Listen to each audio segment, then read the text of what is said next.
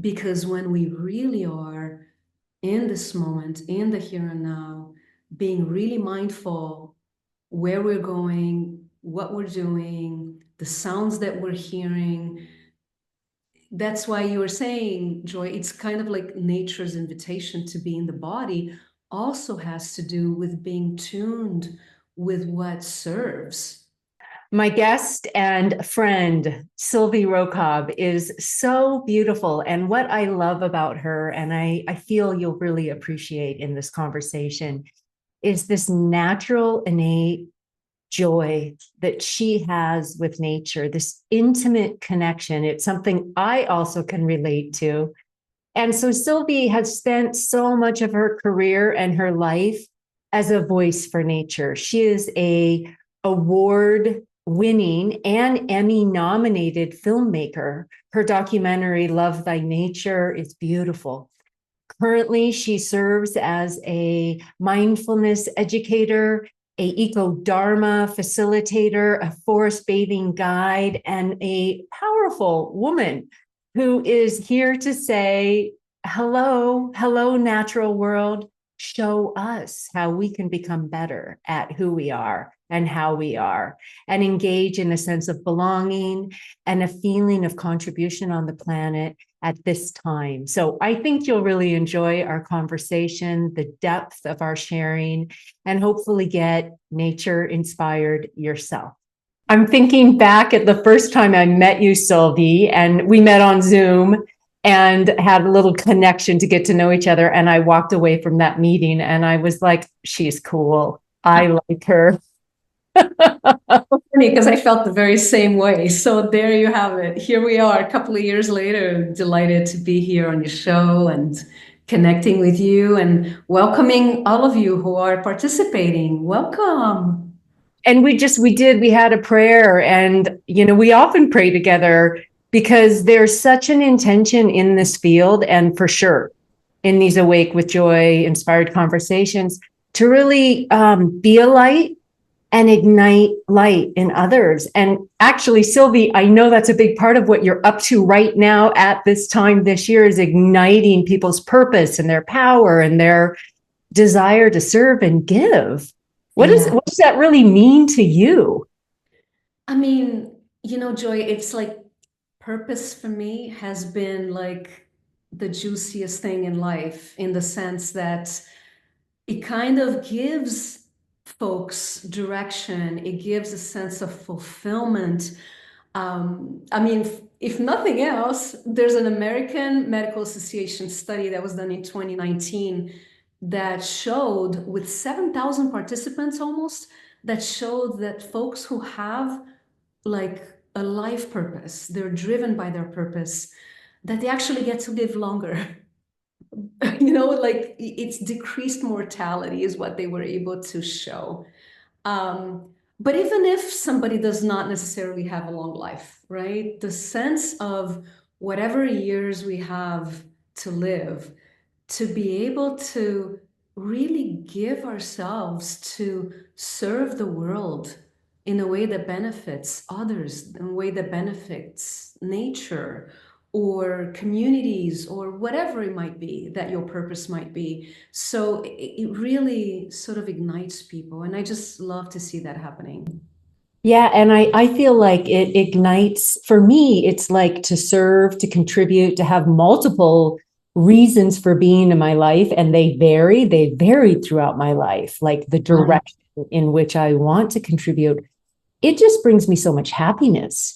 And, Mm. and it's the most natural thing because it does come from a feeling of belonging and connection. It's so natural to me to want to serve the one in front of me or nature, because there's a sense of belonging. I feel that. And I Totally. know you often talk about like the key to healing, personal healing, but also to purpose is to step out of the illusion of separateness. Maybe you could talk a little bit more about what brought you to that? Why is it key? What do you mean by that? Yeah, when I was a kid, one of the things that I really loved was the experience. I mean, I grew up in Rio, Brazil, and my parents were immigrants there. So, we kids were the lucky ones because we would follow these immigrants that were exploring this land of rivers and waterfalls and beaches. And so we had a backdrop that was incredible in terms of nature, right? So we really had an opportunity to deepen connection with all beings. And like that inspiration, that sense of like, it was really like feeling like I belong to something so much bigger than myself and connecting with other kids. So we would play together, we would ponder together.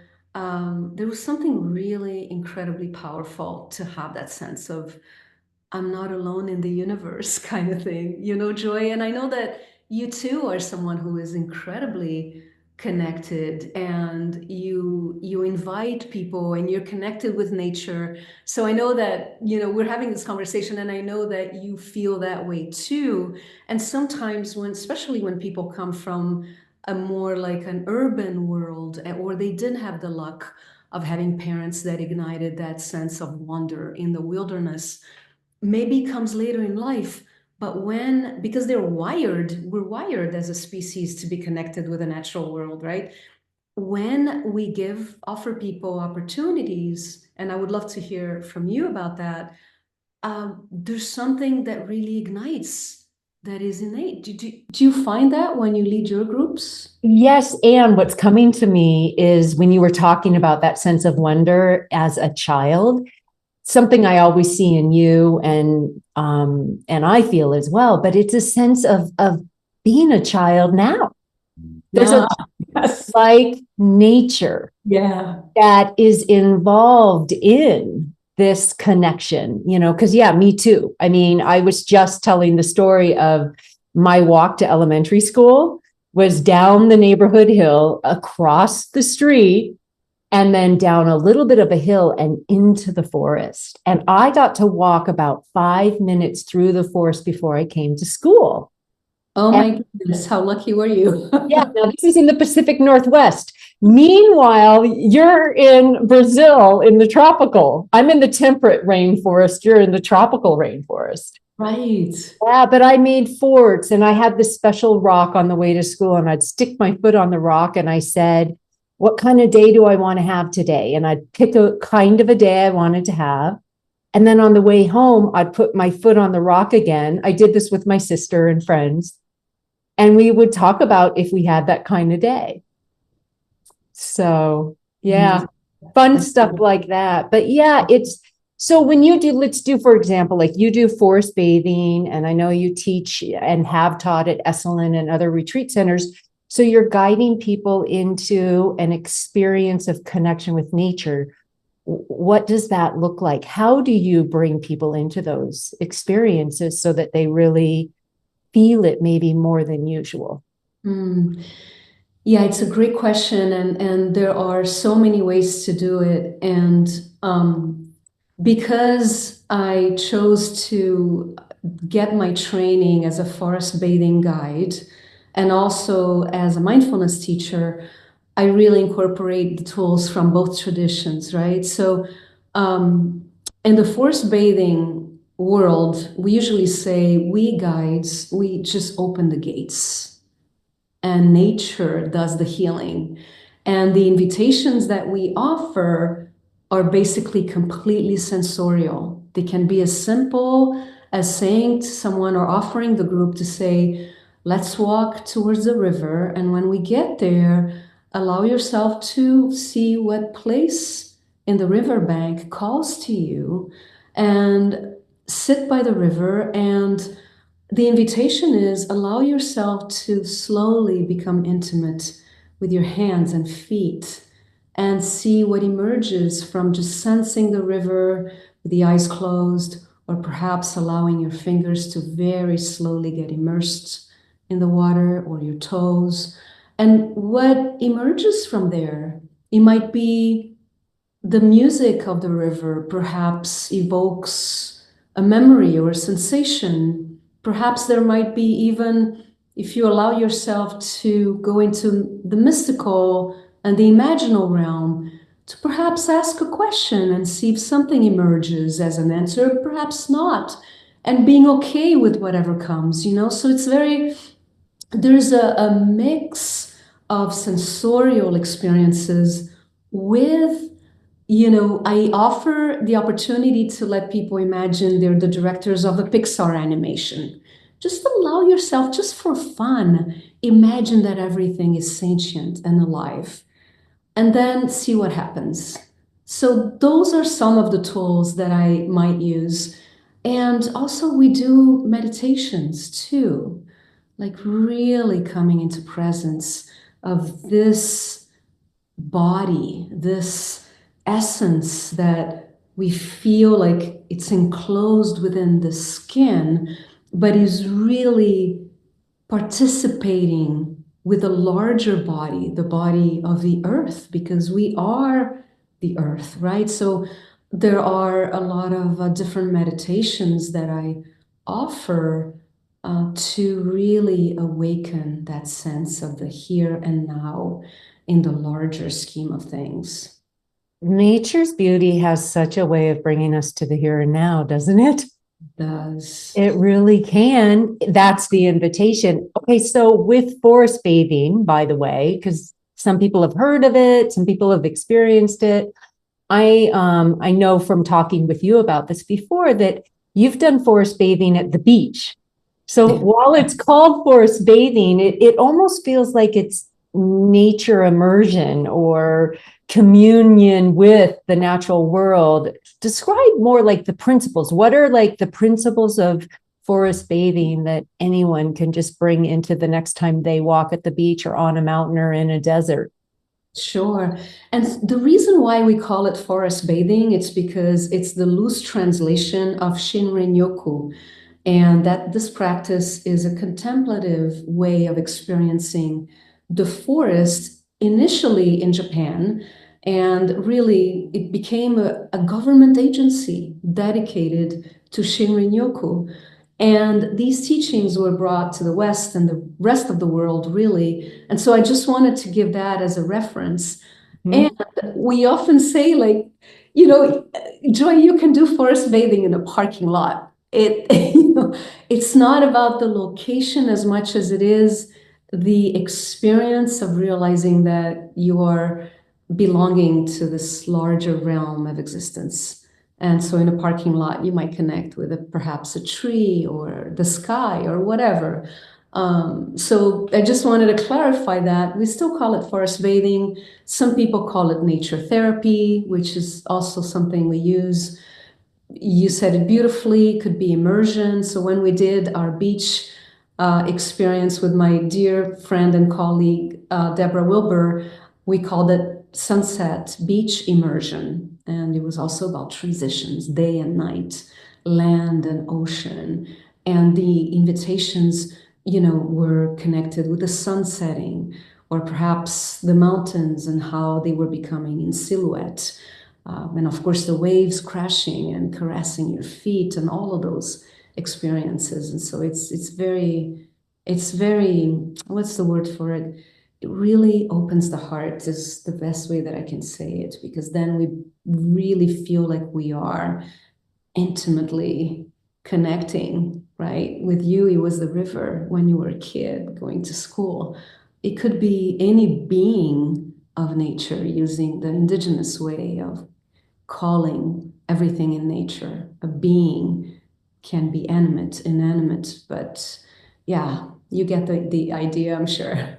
Oh, and the sense of wonder that you talked of, and the childlike nature. And then also, I remember two things. Nature teaches us everything we Yeah. need to learn. I somehow that came to me young, that I Mm. could always look to nature, and nature was. I grew up in a church, and I loved our church. It was metaphysical Christianity. Mm. It I just kind of expanded, like my church, if you will, is being out in the natural wonder of the world. I learned so much watching the transitions in nature, like you were mentioning. But the Yeah. other thing that comes to me is when I was doing the Amazon herbs and I was representing this line of herbs from the rainforest. So I got to go down twice to the rainforest in Peru. And when I was educating people on rainforest botanicals and inviting people to explore them and participate in maybe partaking in some of these blends that had been created by Amazon John Easterling, one of the ads that I would run was nature did it again. Because it's That's all pure. It's right there. And the healing potential in the botanicals, in their synergistic blend, not a chemical constituent with side effects, but an actual whole plant, yeah. held such healing potential. That's Yeah. within the plants. And what I'm hearing, in addition to within the plants, what we're talking to is just breathing the air in a natural environment, hugging a tree, connecting with the roots, swimming in salt water. There's health benefits, there's psychological, there's spiritual benefits. I know you've studied some of this. So Yes. share a little bit more about what you've come to know in your studies Yeah. about nature and its healing potential on a personal level first. Okay. I feel called to also mention as just a little bit of a tangent based on what you were sharing, the power of the herbs that come from the Amazon. Because I was just reading a few days ago about how amazing it is that scientists, as we speak, are discovering new herbs and plants and fungi that they had never known about that are emerging from the forest, and which also speaks to the incredibly importance that we sort of like allow the forest to keep regenerating itself. And of course, we're dealing with such intense forces of destruction, and yet Mother Nature is perpetually bringing up new things that even like on today in the 21st century, we're realizing that we still don't even know about all this stuff. So, yeah, it just attests to how incredibly important it is for us to really work in the direction and pray in the direction and really invite the sense of like not only stopping the destruction, but also looking at our world as how can we regenerate our world. And in terms of the personal story, it goes back to childhood, right? Realizing that as a kid, I felt like nature was my sense of wonder and healing and beauty. And nowadays it's really about, so I have friends who are from out of town and who are visiting right now. And yesterday we went to one of my favorite spots here in Southern California. It's called Point Doom. And that's where we filmed, by the way, the last scene of Love Thy Nature when the climber is climbing a rock that's right by the ocean.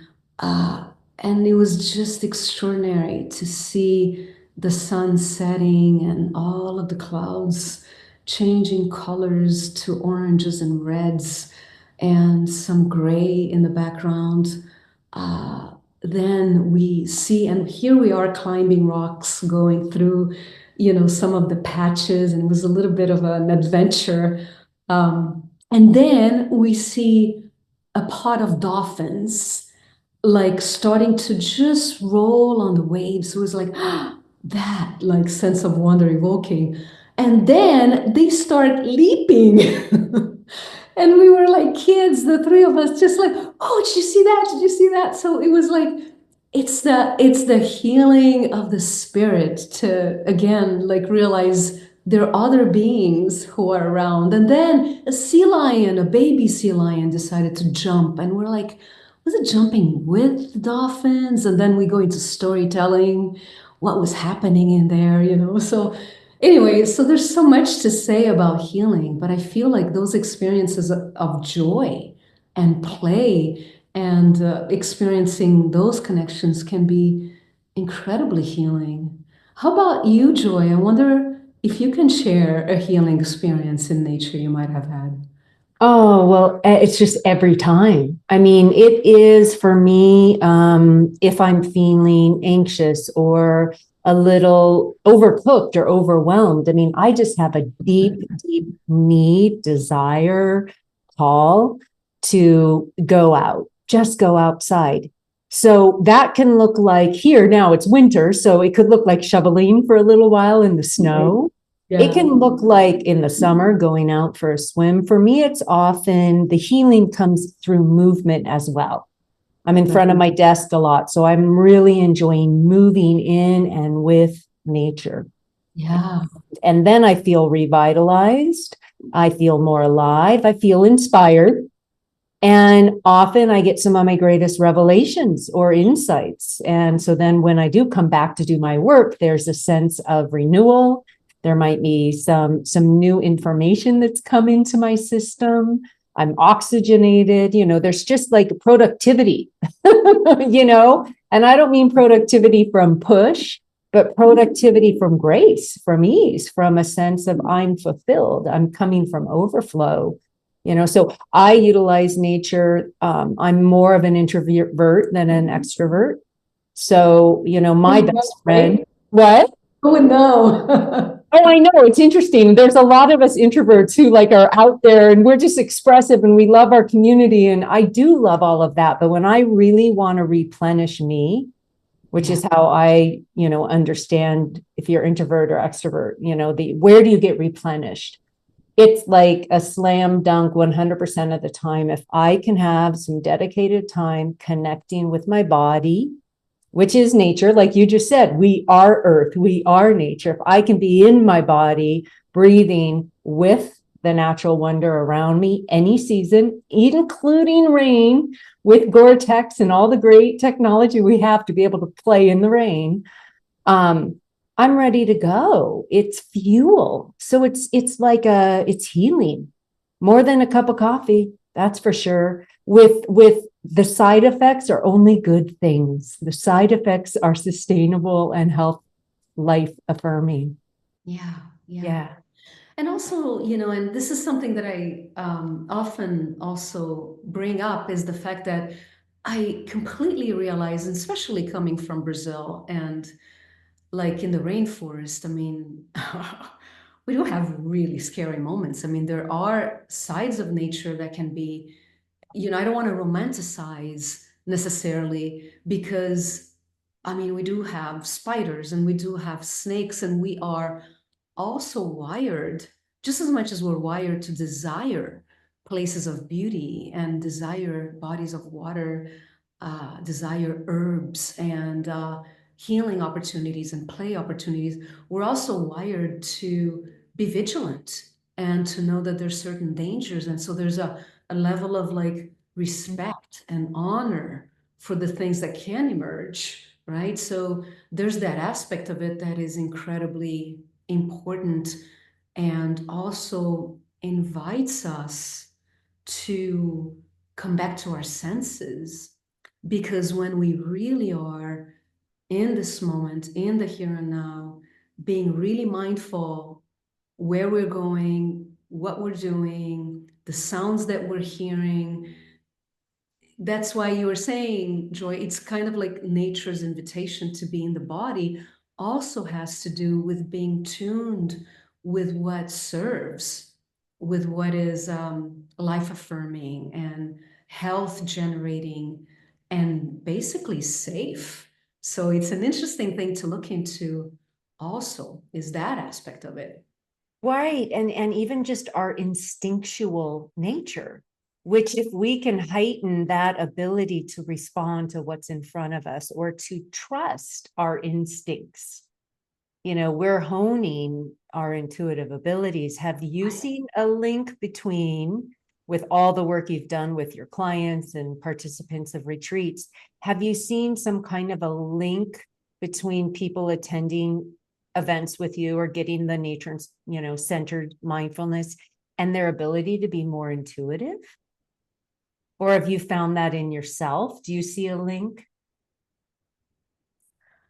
There's definitely a strong connection with the intuition and the realm of intuition once people allow themselves to both be present and be in nature. I mean, it can happen independently from one another in a sense. It's almost like even for folks, sometimes I might be guiding folks who do not have much of an experience with mindfulness. And yet, by offering contemplative invitations in nature without them even knowing that it is a mindful practice, the intuition awakens. The folks that might be perhaps meditators, perhaps Buddhists, or they have a practice of mysticism in their background and they're very familiar with that world, but more from a place of like spending time in monasteries and silent retreats, whatnot, and they might not have the nature experience. When they go to nature, they also realize that nature awakens that intuition. Do you know what I mean? So it's kind of like, and that's why I love to sort of like bring them both together, because it's almost like, in a sense, you cannot really separate one from the other. And I don't blame people because it's kind of like, our culture really sort of like, first of all, brought us indoors, right? It's only been 10 or 15 years since the world population has passed the 50% point of most of the population in the world is now indoors, right? And there's also the modern ways of social media and the information age and all of that. And we're like so many hours of the day in digital world. And here we are, Joy, you and I, and all of you who are participating. We are in the digital realm right now. I mean, I'm not saying that it's wrong. It's a blessing in many, many, many ways.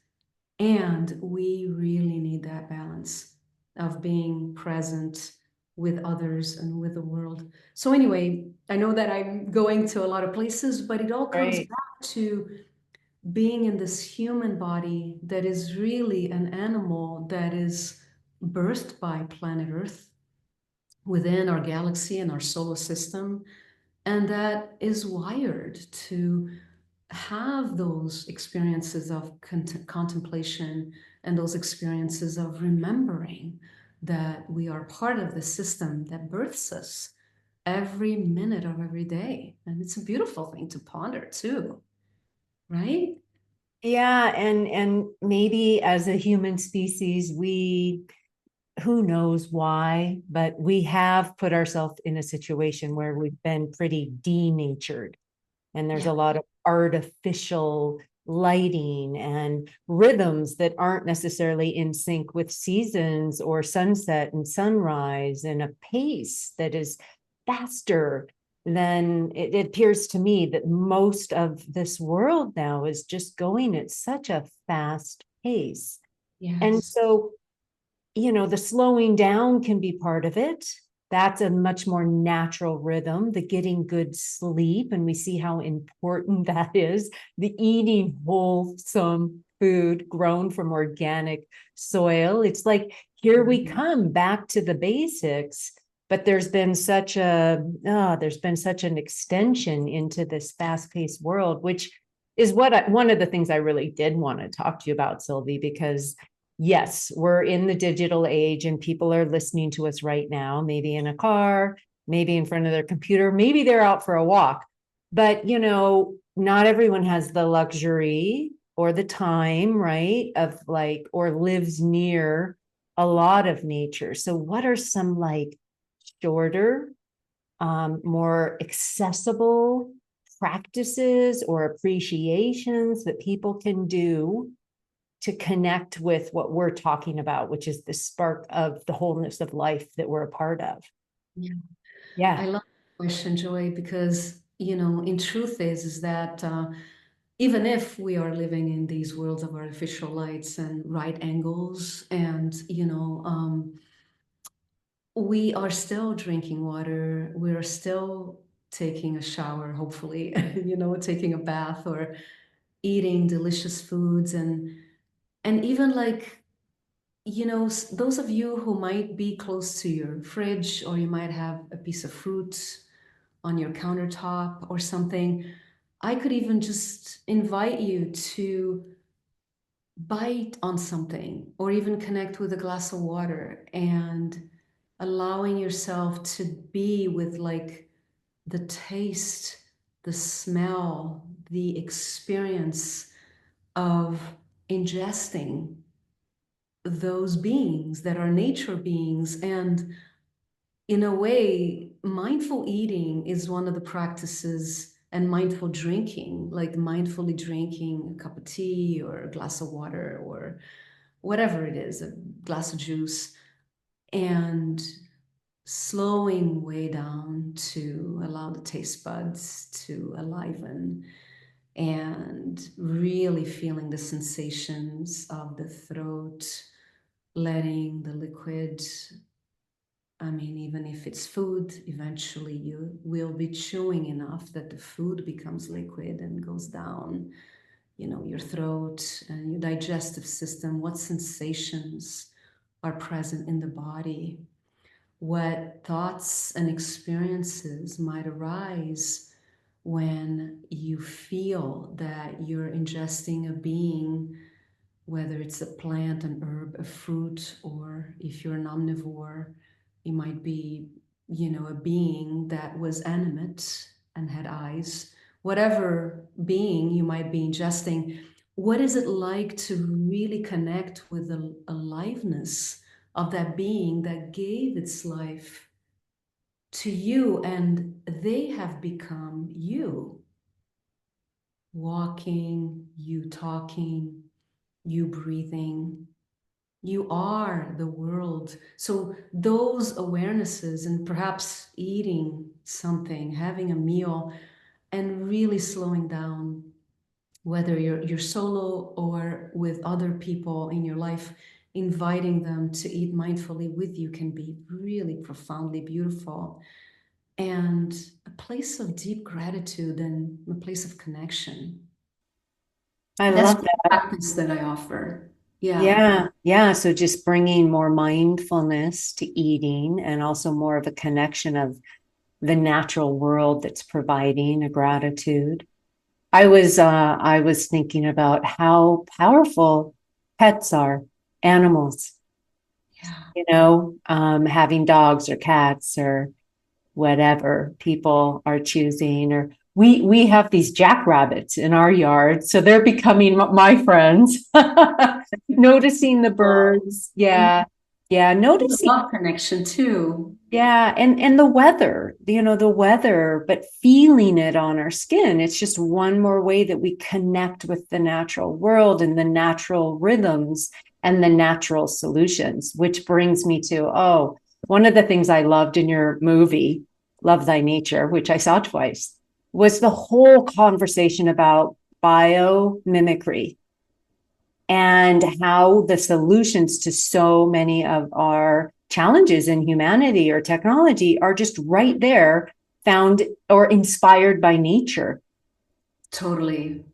I mean, the way that the co-founders of biomimicry, by the way, Janine Benyus and Dana Baumeister, who was in the movie, um, is like they say, look, Mother Nature, she's got 5.4 billion years of technology.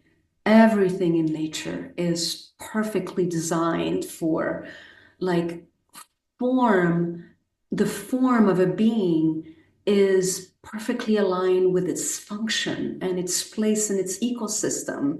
And like in the movie, we have the example of like morpho butterflies, those gorgeous blue, brilliant wings of the butterfly do not have toxic pigments. It's the way that the light refracts on those wings that creates the illusion of color. And now scientists are looking into that so that we can create non-toxic paint and dyes and those kinds of things. And so it's yeah, the technologies of nature is extraordinary when you think of photosynthesis, the idea that you can take carbon dioxide out of the atmosphere, and with the presence of sunlight and water, you're expelling oxygen and offering it to all of the beings of the planet that need oxygen.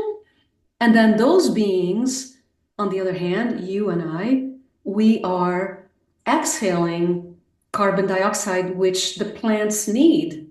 Of course, without exaggeration, which is what's happening in our world right now as the world is burning, right? But, let's not go into that place at the moment. But the point is that nature has this perfect sort of like exchange. We're giving each other, and the designs are incredible. And the things that do not work to serve the bigger system, the health of the bigger system, do not continue its evolution. So that's really something to ponder about. The beings that hurt and harm the entire ecosystem do not make it. And it's a huge conversation, but it's something that perhaps we should all contemplate. Are we a species that ultimately are meant to evolve into a species that regenerates our entire ecosystem from a place of generosity and contribution? Or are we a species that was not capable of finding ways of regeneration? It's a profound question, very philosophical, but it is one that many, many, many people are pondering. Yeah, well, we are in the living of the experiment. And it seems like there's a lot of choices, but ultimately we each have to make our own choice, which brings us back to purpose.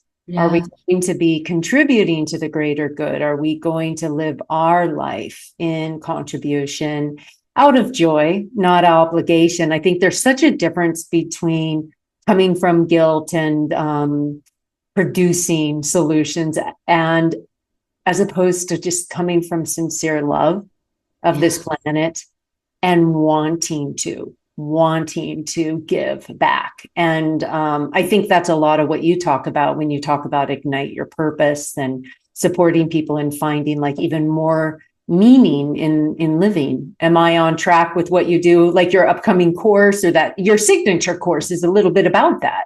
Yeah, totally. And you remind me, one of my favorite quotes is from Howard Thurman, and he says, "Don't ask what the world needs. Ask what makes you come alive." Because what the world most need is for people who have come alive. Yes. Okay. Amen.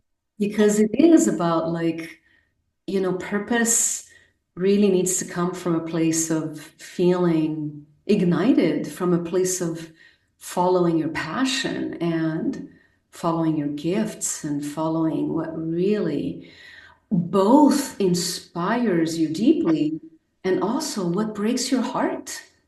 Because guess what? Usually, what inspires you the most are the things that are like really tugs at your heart. And in a sense, they're just two sides of the same coin, right? So, yeah, this is really one of the offerings that I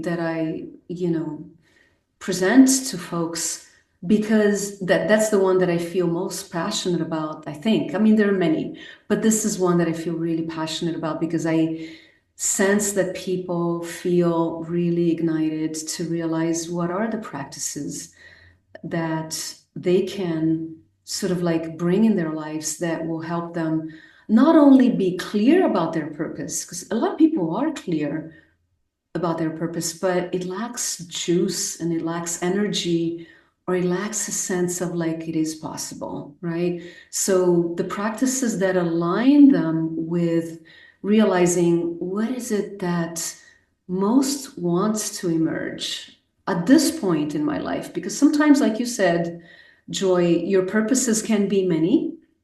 There's usually one that is most intense for people at a particular point in time. And yeah, and that's why I mean I love it so much that I'm offering a webinar, as you know, on January 9th, that is a free webinar. And so for those of you who are listening or watching and would like to participate, it'd be my delight to have you join us. And I will be talking about these practices that help you really, whether it's by, the beginning of the year is always a time of great possibility, and it invites us to contemplate, am I really on purpose? What is the mission of my life? How can I be of service to the world in a way that inspires me and lights me up and helps to really make a difference in the world? Because all of us have that desire. You talked about the heartache, and I Yeah, want to go back to you growing up in Brazil, immigrant parents, which in itself is like another tangent we might take in terms of the cultural experiences that you've had. But the heartache of watching the rainforest get destroyed around you, was that a big impetus that has really led you down this whole path as a filmmaker first, and now the ways that you mentor others in nature and mindfulness? What was the heartache for you? Yeah. absolutely. I mean, as a teenager, there were many, right? But one of the things that really broke my heart was because I was so in love with nature, and it was almost like seeing, I mean, I hate to say it, but it's the truth. It's almost like feeling like your mother is being wounded. It's like realizing in Brazil back then, believe it or not, we're talking about, we're talking about the 70s here when I was a teen, yeah, like a teenager, really. So I was born in 64, as a 10-year-old in the 70s, 74, 75, 76. I was already realizing that the Amazon forest was starting to burn, even back then. And, Rio de Janeiro is built over the Atlantic forest. So also the outskirts of the forest also were being destroyed.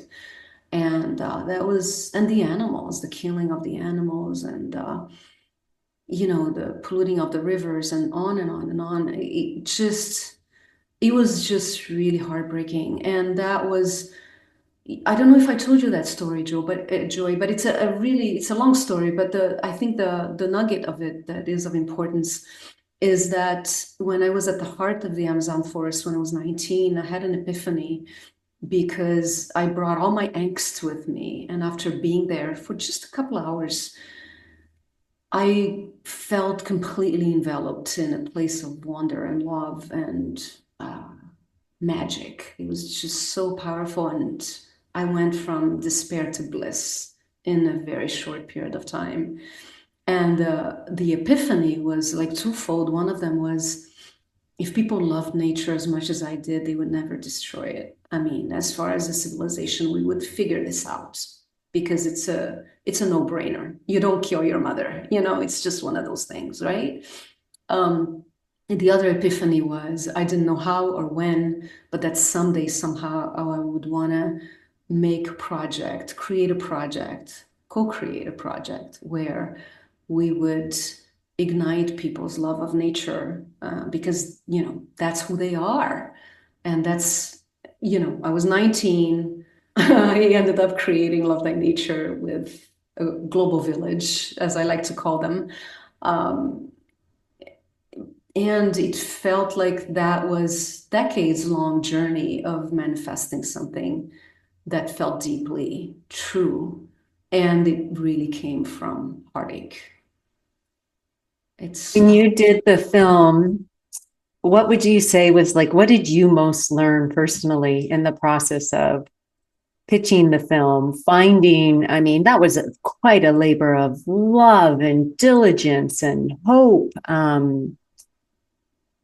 And you got to interview and partake in conversations and experiences with some phenomenal thought leaders in this field. yes. What did you, yeah, what was that like for you? What did you most learn, and how do you bring that now to your life and work? I mean, there's so many things. It's really hard to pinpoint one, but I think that one of the things that I got to experience, I mean everything, right? learning about biomimicry was mind-blowing, learning about biophilia, that we are neurologically wired to desire nature. I mean, all of those things were incredibly inspiring, but I'm sharing with you right now the things that are rational ahas. I think that the things that were most revealing for me was the level of synchronicity that I don't know that I had experienced it in that kind of a level. And, I don't know everybody's belief who are watching this. And I myself, coming from a multicultural and a multi-religious background, I wasn't really raised with any sense of faith whatsoever, except my love of the world, right? That was my faith, the mystical. Um, what I did realize was that there were convergence of experiences that kind of like it felt like there was a conspiration for the project to be manifested in a way that was, uh, you know, really true to the vision that wanted to emerge. It's not my vision, it's a vision that was bigger than me.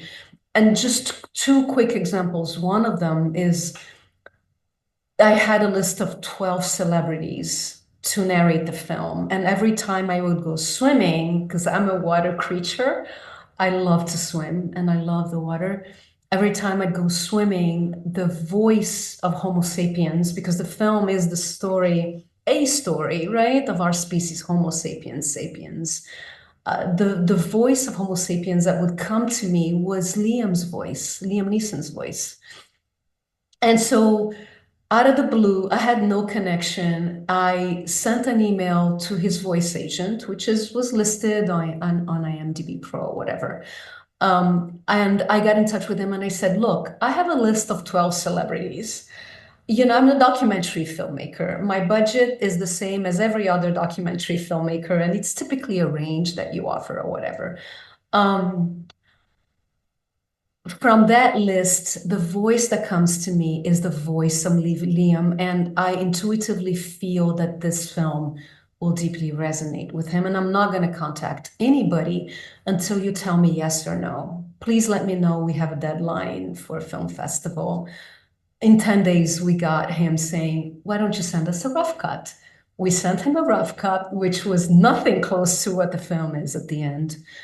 And we got a yes, and I was floored. I was really touched by that intuitive connection that is like, Liam wants to narrate this film. And, intuitively, I know it sounds woo-woo. Forgive me if it is for you, but, not you, Joy, but some of you who might be watching, but it is the truth. It's what happened.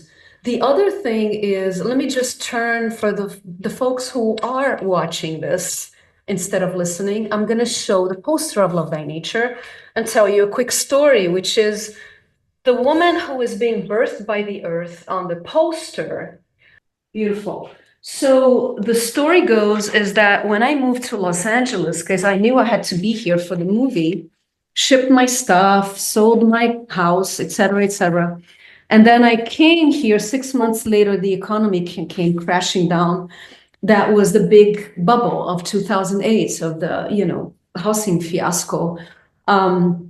Anyway, the film had to be in the back burner, financial troubles, no fundraising possible for films.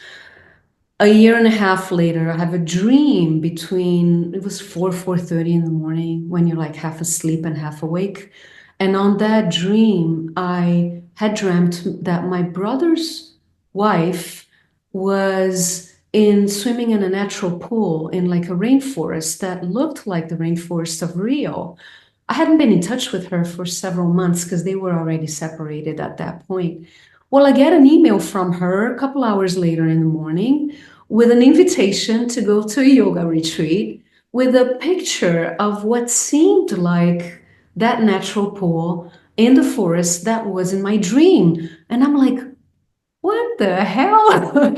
And I had a meeting with my girlfriends. We had a women's circle, and they were like, you have to go to Brazil and film and go back to filming Love Thy Nature. I'm like, yeah, right. And I did. And that's when the film revived after having been dead for a year and a half. And I was thinking, like, it's a done deal. I don't think I'm going to make this film anymore. Anyway, sorry if I made this long, but it's just a really these two synchronicities, pardon me, about the film to me were an indication that it's like, wait a second, there is something here. There's something that's much bigger than me, for sure.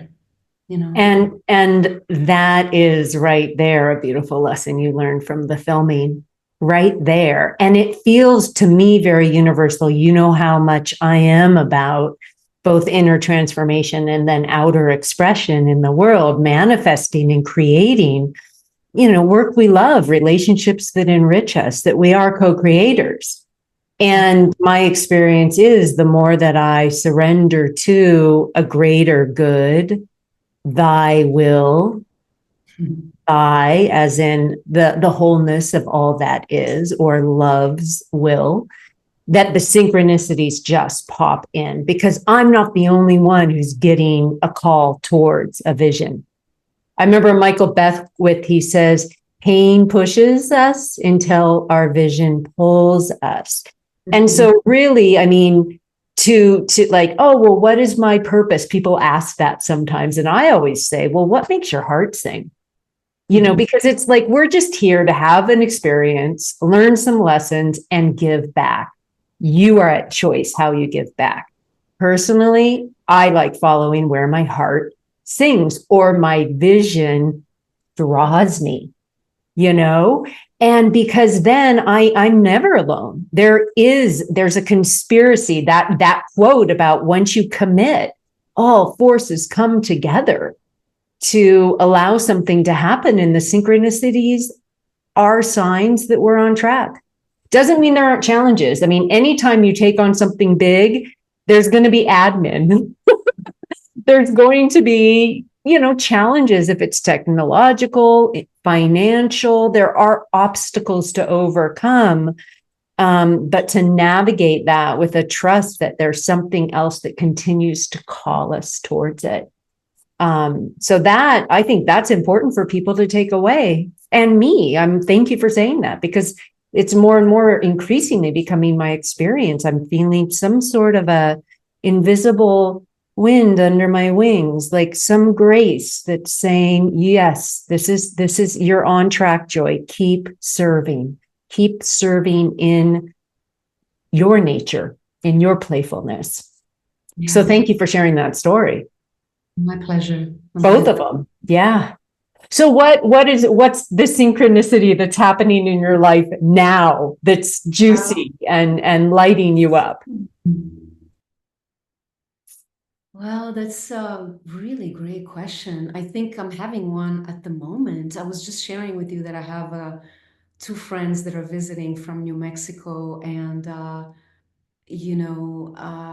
very close to them both. And us visiting Point Doom yesterday, and those dolphins just jumping in the water over the sunset. I don't know that I'm ready to call it a synchronicity, but there's something about the magic of feeling that you are with people who you feel deep love with. I mean, Andreas is like a brother to me, and his wife, I'm getting to know her better now. She is amazing, and we have a lot of things in common, and we all love nature. We're all in the world of mindfulness. And I think something is emerging in our connection that feels really beautiful and powerful. And of course, we're all very guided to expand our gifts to the world. And so there's some things that might be emerging, and I'm not quite sure what they are yet.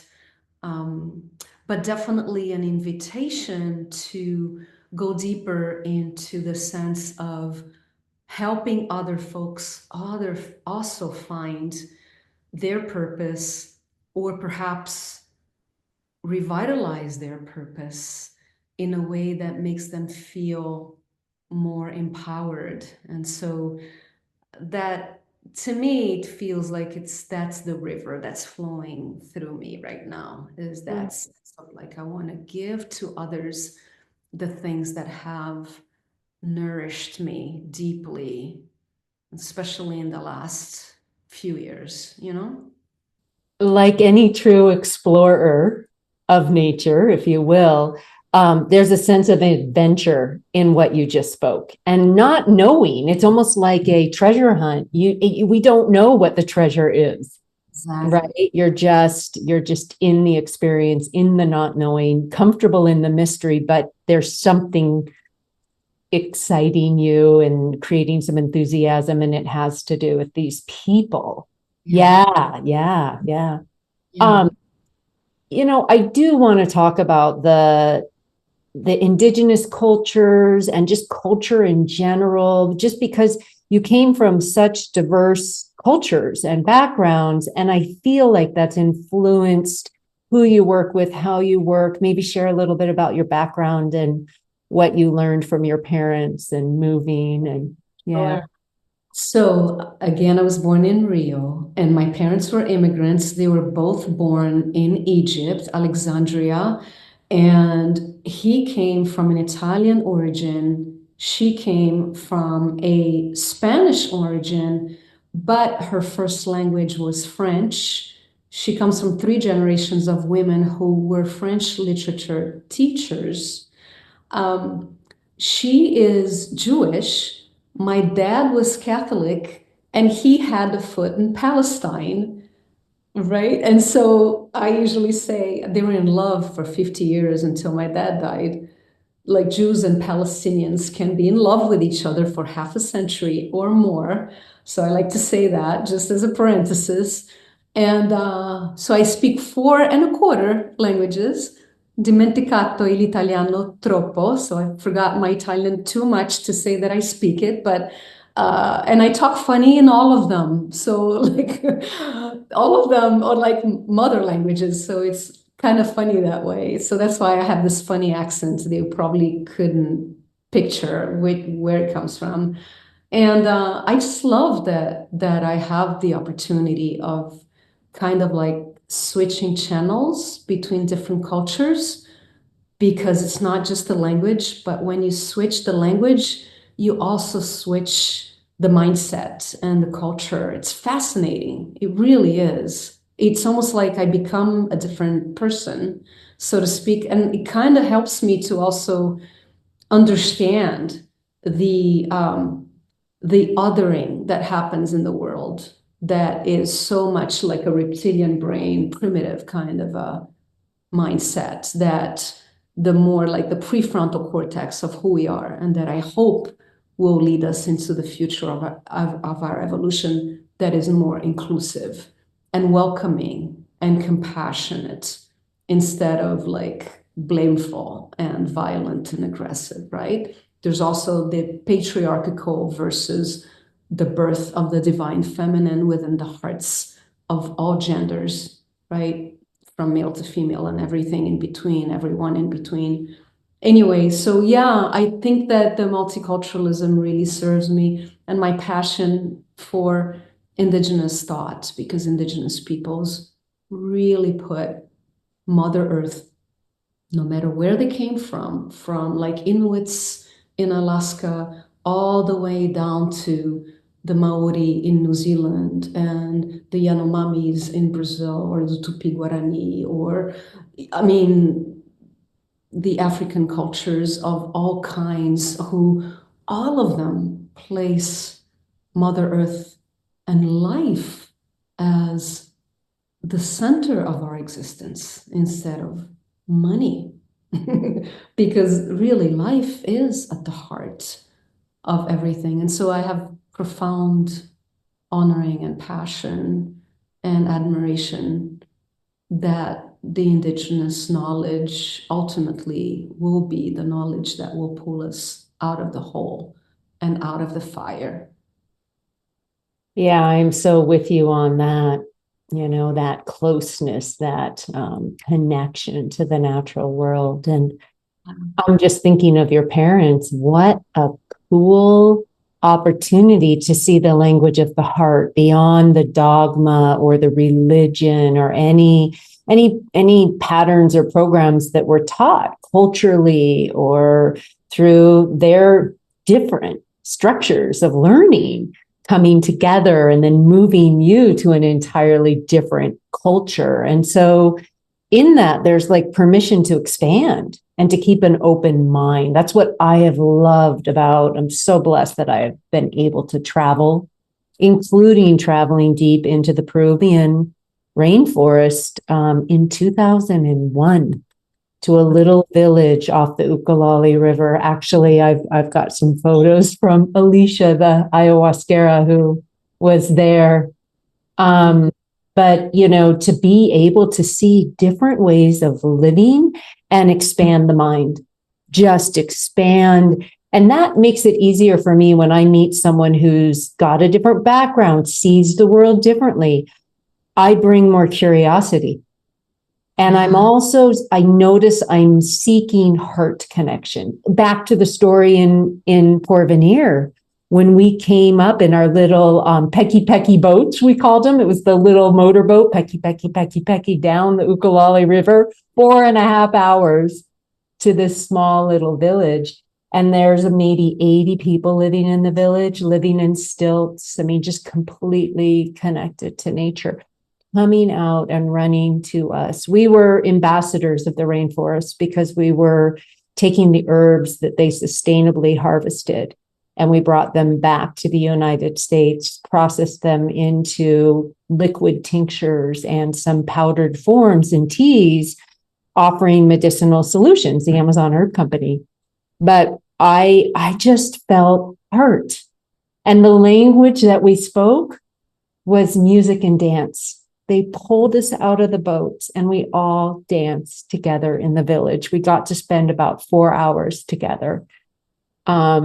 That was a really powerful, unbelievable, just like experience. I felt like I was going back in time, like I got a taste of how it could be for the village to literally raise the children, for the livelihood to be right from the forest, whether it was the food or the herbs, and the rainforest was getting taken by the logging companies and the cattle ranching, and these people had right livelihood.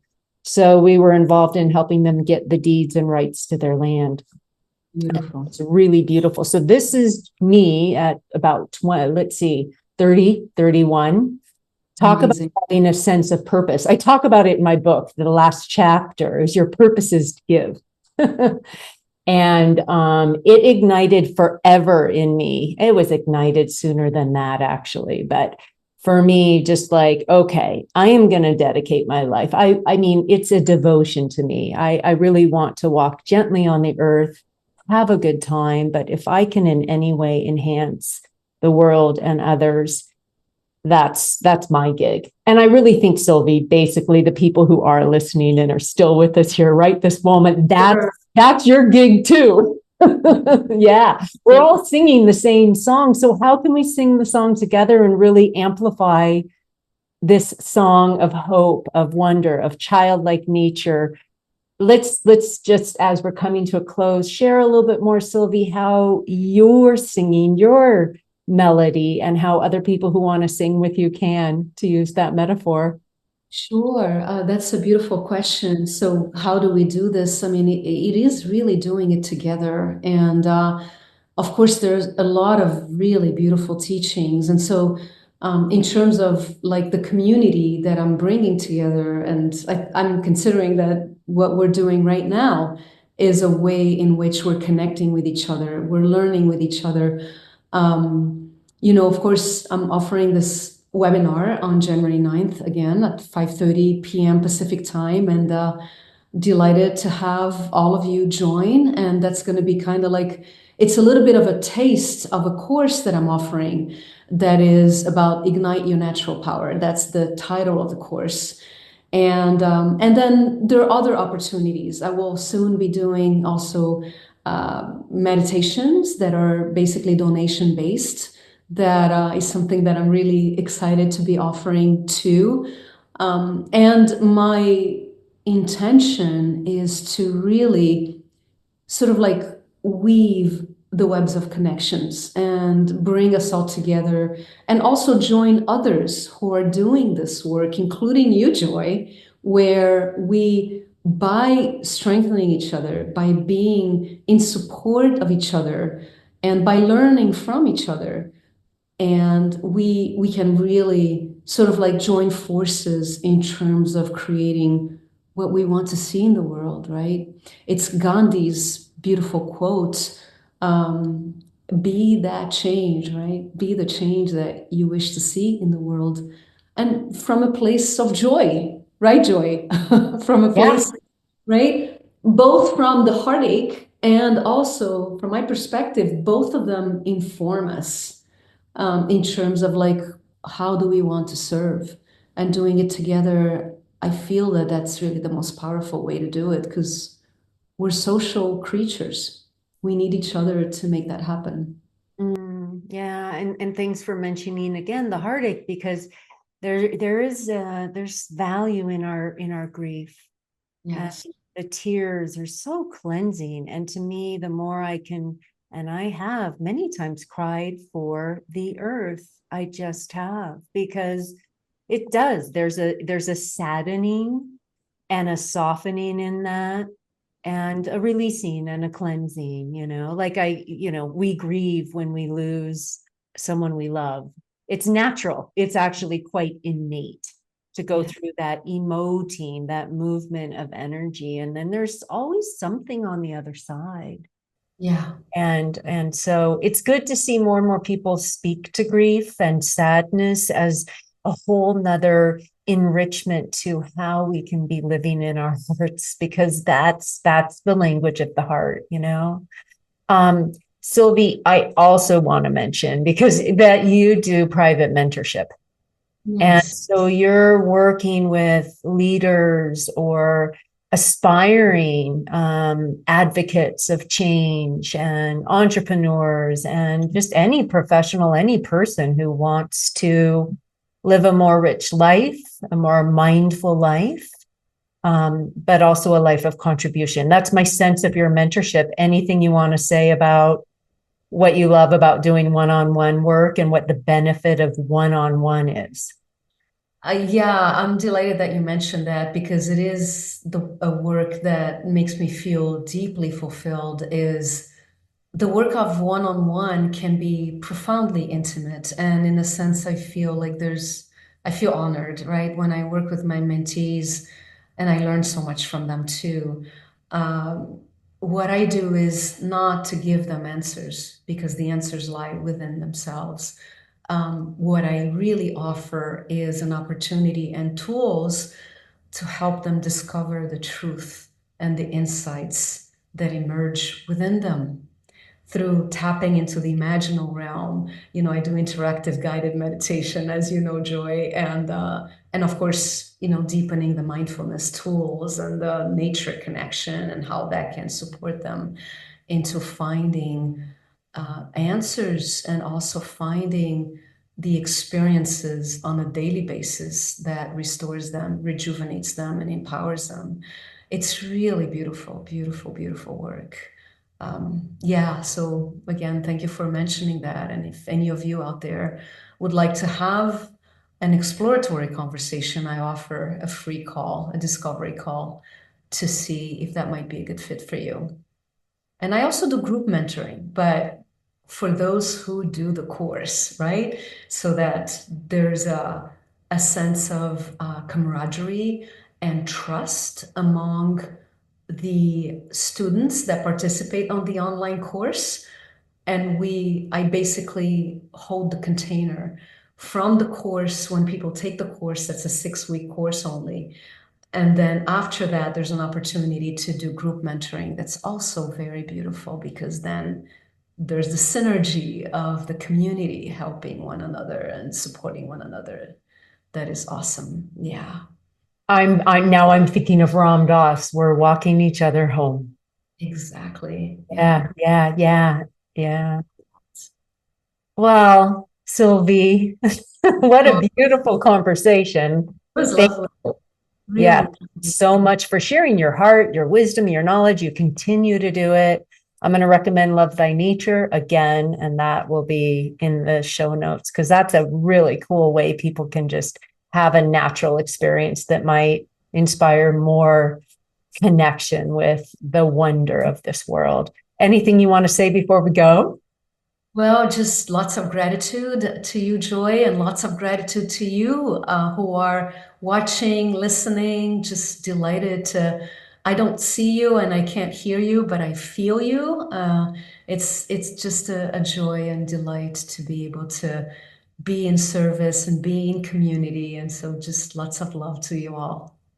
Yay, we're awakening. We're awakening together. Love it. Thank you, Sylvie. Thank you. All the best.